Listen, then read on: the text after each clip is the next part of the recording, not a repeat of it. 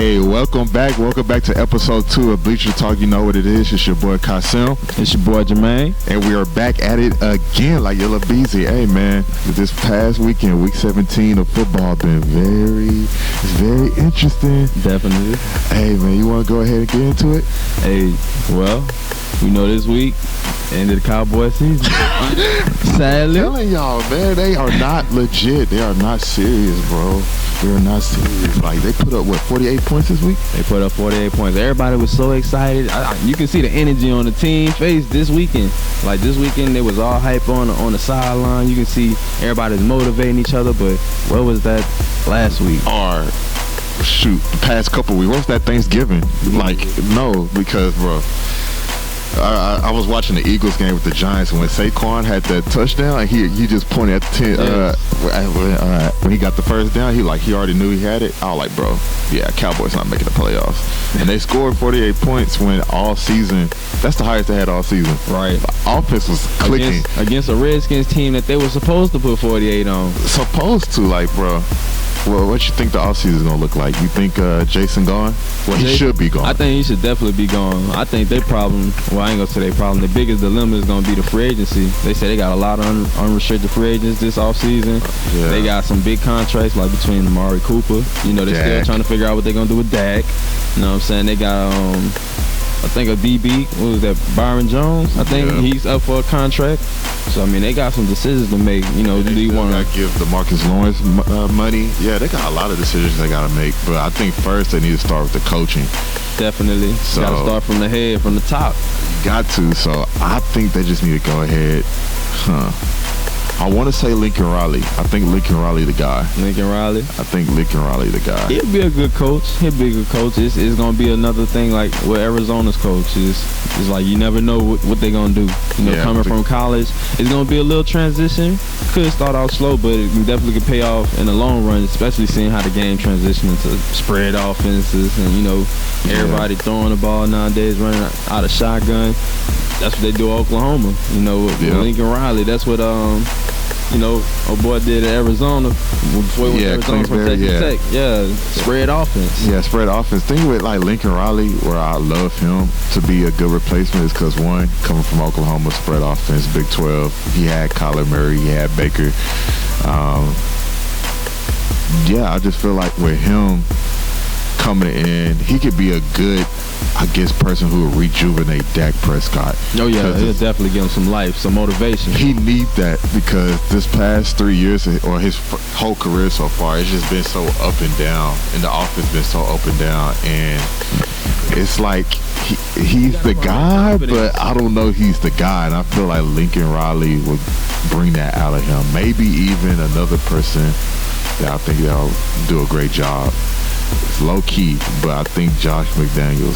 He's the offensive wizard candidate. I won't piggyback on what you said about Dak. You know, I think he just got to ride on his confidence, man.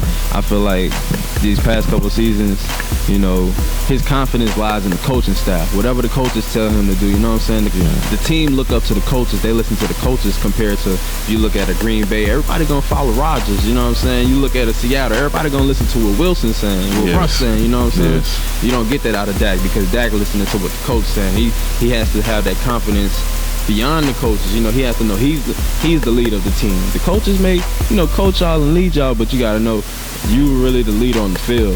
And the team got to feel that from you. Yeah, that's something that he's very lacking on, and he need to like work on, just developing his confidence. And also that just comes from honestly him being a starter as a rookie and the way that he got the job. And also you know, Kellen Moore, who I hope he don't get fired, but also Kellen Moore being with him the whole 3 years, him just looking up to him, and then Kellen Moore being a quarterback coach and then offensive coordinator. Yeah, I guess he just had him in his ear this whole time. But now, if Kellen Moore gone, you gotta step up. They're gonna be on Dak, definitely. I can see them using maybe a franchise tag this season if they don't want to give him that long contract extension. You know, give him one more year to figure it out. See what y'all want to do. Yeah, if he get $40 million, which he's actually worth it, he gonna have to develop soon. You think he's truly worth $40 million a year? Dak Prescott, $40 million a year. I really don't, but the way the NFL looking now, if Jared Goff can get 37, 38, then yeah, Dak Prescott should definitely get 40. But I don't even think none of them guys are worth that money. Him, Kirk Cousins, all of them, like, no. But it's whatever. If he's worth $40 million next year when Patrick Mahomes is a free agent, he's getting gonna be 50 or 60. It's gonna be ridiculous. These boys getting $200 million contract coming soon. Patrick Mahomes. Yeah, man, young Dolph get paid. But let's stop talking about teams that are not in the playoffs. Let's talk about the teams that actually made it this past weekend. So we can first start off with the 49ers versus Seahawks game. Crucial. It's so heartbreaking for Seattle. You know I'm a Seattle fan, so you know I was crying, man. Heartbreaking, man. Inches away, man. It was a hell of an effort. I personally still want to say, man, they should have gave him that touchdown. Man, he didn't get the touchdown though. It's sad for me to say he didn't get it. So I don't want him just to get it, but man, it was so close. That was tough. I think it's the call right before that where Marshawn Lynch came in the game at the 1 yard line, and they end up giving us the penalty game. Yeah, that was huge. That was the turning point, man. That's basically how our season been the past 2-3 weeks, where we just lost Carson. We lost our 3-string running back. 3-string running back. Left tackle. Then the left tackle. Now we had to get Marshawn Lynch from the couch and a rookie backup. It's just going to be tough for us going into the game against the Eagles, who won 4 straight to win the division. Yeah, even though the division was trash, but they did have to win 4 straight. They balling at the right time, man. That's what you got to do if you want to be a playoff team. So who you got, man? Eagles or Seahawks? I'm still gonna bet my money on Seahawks. I got to go with Dangerous Russ, man. Dangerous Russ, man. And I mean, I still got a little faith in their defense. I like y'all front seven. Yeah. I don't have too much faith in our secondary. Our secondary a little shaky, but I have more faith in y'all than y'all opponent. Yeah, I still got faith in us too. It's just that I just don't want to count out Carson Wentz right now. But if you think about it, the Eagles are pretty banged up themselves. You know, they don't really have a receiving court.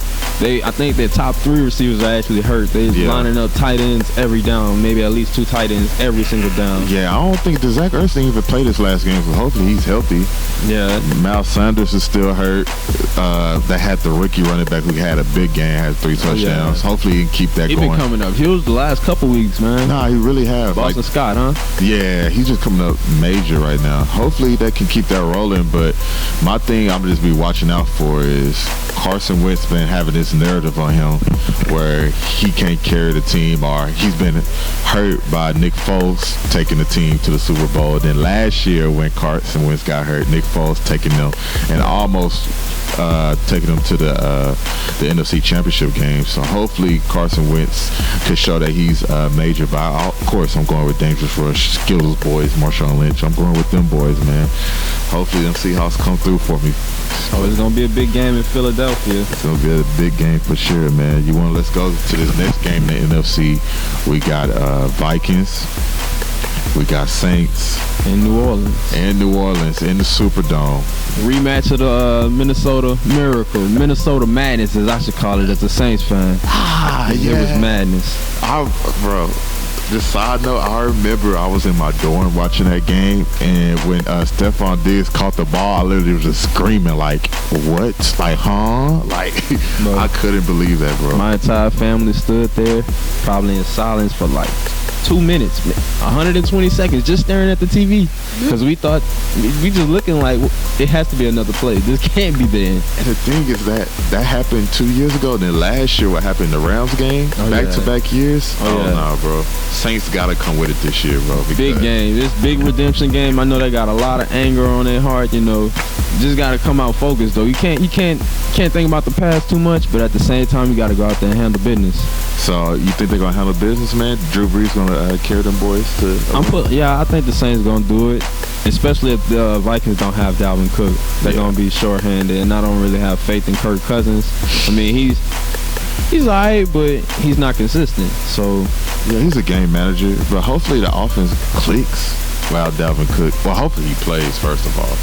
But also, hopefully, Michael Thomas and them boys on the Saints can finally come through, because this past loss this past week, that was kind of tough. And they just can't be on a low, just like we were saying with Seattle, but they can't just be on a low momentum while the other team even though the Vikings also not having the best performance right now, but they rested players this past Exactly, week. they are rested. So that would be definitely another tough battle. I think it'll be a close battle. It shouldn't be no blowout. It should be a very competitive game. No, for sure, yeah. I'll be counting on my player of the game in that game to watch out for is Lattimore, cornerback for Lattimore? Yeah, he's gonna be my player to watch in that game. See what he do against Thielen and Diggs. I want to say my player to watch is gonna be Jared Cook. Okay, Jared Cook, yeah, he's been balling, man. He's picking up steam lately. In the last couple weeks, I've seen him catch a couple touchdowns, maybe at least 3. So he's doing pretty good. Yeah, the Vikings got a good linebacker core, so hopefully he can get some type of mismatch on some of them linebackers. Be a good matchup. They got Barr. They got a couple people. They always switch out their linebackers. So hopefully that'll be another good game. Sunday gonna be packed actually with both of them NFC games. But let's go ahead and go to the AFC. We start with Buffalo, who's hot. They just beat the Patriots. No, Buffalo didn't beat the Patriots. I'm tripping. That was Miami. Beat the Patriots. Yeah, Miami beat the Patriots, but Buffalo and Texans. It's a weird matchup right there. That's the toughest matchup for me to pick so far because both of their defenses are going to be carrying them, but I want to roll with Buffalo. Yeah, I want to roll with Buffalo just because I feel like Josh Allen, Frank Gore running time is going to be too much for the defensive line of the Houston Texans. On top of Houston, every year it just seems like something just bad always happens to them when it comes to playoffs. They just never on point. Bill O'Brien never have his team ready. But you can go ahead. Who you got? I think I'm going to go with the Buffalo Bills. I think it's going to be a matchup between Houston's offense and Buffalo's defense. Whoever can get the better of that matchup should win the game. On the other side, I think both teams are pretty mediocre. Bills' offense is pretty mediocre. Houston's defense pretty mediocre. So, like I said, the reverse side of that, that's going to be the major impact of the game. Whoever can win that battle, the offense versus the defense. Yeah, my thing is, I don't like how both of us are counting out Deshaun Watson like he's not a top 5 quarterback right now. Because Deshaun Watson has been having a great season all year. I don't disagree. And he got the best or second best receiver in the game that he's throwing to with DeAndre Hopkins. What he's missing is a consistent running game. That's what Houston is very missing. They need that desperately.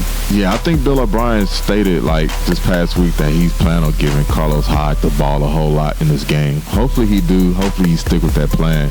Right. But yeah, that's gonna be a tough game. A game that I don't know. I really gonna have to last minute decide because I might pick the Texans again. But right now I got Buffalo Bills. And stick with you. Yeah, we're gonna stick with it. And the last is the most interesting because the Patriots.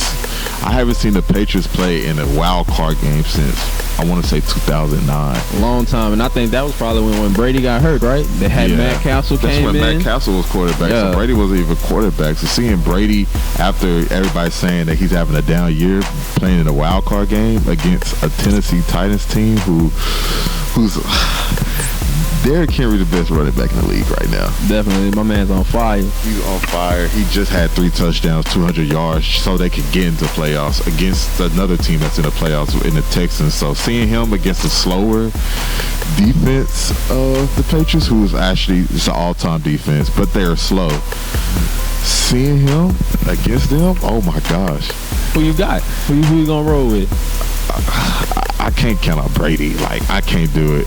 I can't do it. I can see the upset happening. I really can, but I got Patriots still. I just won't count. I won't count on Tom Brady until the next round when he play the Chiefs. Now, when he play the Chiefs, then yeah, we'll get a different discussion. But right now, Bill Belichick, he's preparing. He's preparing right now. He's watching the Titans every day in the film. You can't never count on Belichick. And then, not to mention, he's going against his old player, his former player, Mike Vrabel. Yeah. So Vrabel knows a little bit inside on the Patriots as far as back in the day, back in the early teens, you know what I'm saying, back in the 2010 or whatsoever. But Belichick, he's a mastermind. Like you said, he's scheming. He's always got his players ready. Any big game, the Patriots will show up. I can say that hands down. Any game that they've lost, it's always been against the opponents that they were supposed to just whitewash, just blow them out. You know, they played down to their competition. Not sure if that's a factor to his coaching, you know, him not motivating them enough or keeping them focused because they have a lesser opponent. But I can attest to when the Patriots have a big game, they typically show up. Yeah, Patriots gonna easily show up this weekend. I'm just excited for football, man. I'm excited we finally in playoffs.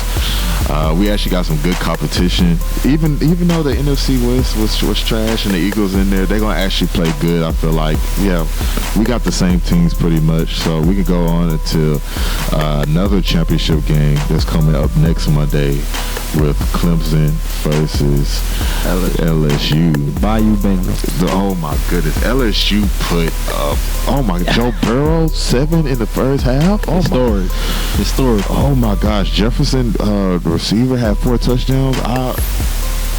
So what do you do if you're Clemson? How can you slow down LSU? You see them rolling on all factors. You know, running game, passing game, defense clicking. Like, what? If you're Clemson, what's your game plan? The game plan is for Trevor Lawrence to just hold the ball as long as he can on offense, man. Because Trevor Lawrence is actually clicking too. Like, Clemson won the past 27 games that they played in, but right now Trevor Lawrence is looking like the best Trevor Lawrence I've seen. It definitely against the Ohio State defense where he was just putting up numbers, and also his running back was getting just multiple yak every time. I just feel like Clemson got a shot. Yeah. I don't know if they'll win it, but they definitely got a shot. But they need to hold the ball as long as possible and have the time, win the time of the possession battle. I agree with you, yeah, 100%. You can't let Joe Burrow be on the field. You can't let that offense be on the field. You know, the quick, fast-paced offense, something like the Warriors. They trying to go downfield as often as they can. Little slant plays. I mean, like you said, you just gotta keep them off the field. Shout out to y'all for listening. Make sure y'all just subscribe, keep listening, give us feedback. Let us know, man. This is Spot On Sports, where we just not accurate, we spot on, man. Spot on. Peace out, man. You